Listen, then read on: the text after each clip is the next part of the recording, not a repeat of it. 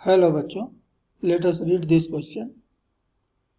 Two springs have their force constant as K1 and K2 where K1 is greater than K2 when they are stretched by the same force.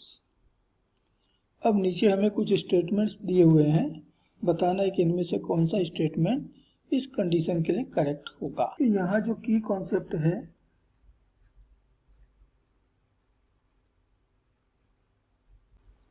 वो है work done on a spring. हमें मालूम है कि work done on a spring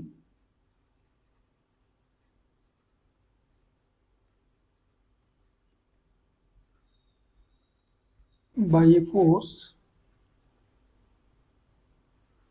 W बराबर दी जाती है F²/2K,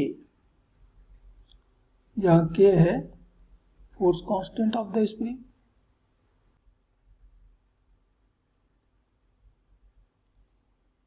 अब यदि सेम फोर्स अप्लाई किए जा रहे हों, स्प्रिंग 1 स्प्रिंग 2 दोनों पर हमने सेम फोर्स अप्लाई किया हुआ है, मतलब F एक कांस्टेंट है,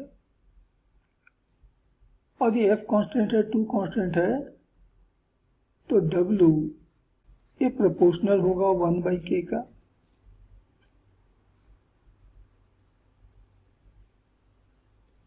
F is a constant.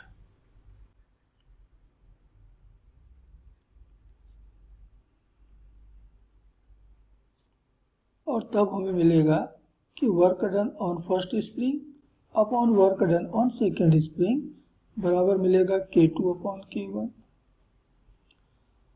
Since K1 is greater than K2, question में हमको दिया हुआ है कि K1 is greater than K2, K1 बड़ा है K2 छोटा है, K1 is greater than K2। इसका मतलब कि डिनोमिनेटर छोटा है, न्यूमरेटर बड़ा है, या यहाँ से हम कह सकते हैं कि K2/K1 is less than 1 and therefore W1/W2 is less than 1 या W1 is less than W2। यानी पहले स्प्रिंग में वर्क कम होगा और दूसरे स्प्रिंग में वर्क ज्यादा होगा। तो पहला स्टेटमेंट कह रहा है no work is done in case of both the spring.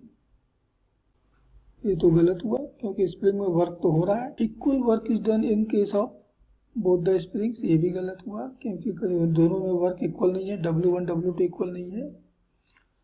सी कहता है more work is done in case of second spring, बिल्कुल ठीक।